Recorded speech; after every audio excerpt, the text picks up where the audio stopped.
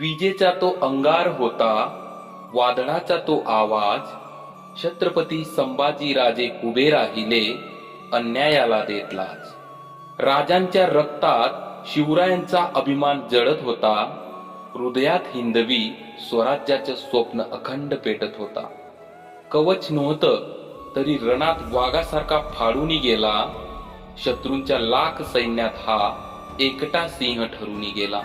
श्रृंगाराच्या पायरीवर नाही त्याने छळांची वाट धरली, धर्मासाठी असंख्य यातना हसत हसत स्वीकारली. देहावर तेल घालून डोळ्यात गरम सड्या, देहावर तेल घालून डोळ्यात गरम सड्या, शरीर जळत राहिलं पण आत्मा मी हिंदूच म्हणत राहिलं. छळांनी घेरलं पण नतमस्तक झाला नाही, संभाजी राजांचा तो ज्वाजल्यदी कधीच विचला नाही. हाच तो राजा ज्याचं बलिदान आजही जिवंत आहे, ज्यांचं नाव घेताच रणांगणही पेटून उठत आहे. महाराज, तुम्ही केवळ राजा नव्हतास, तर येणाऱ्या पिढ्यानपिढीचे ज्वाजल्य दीपस्तंभ होतास.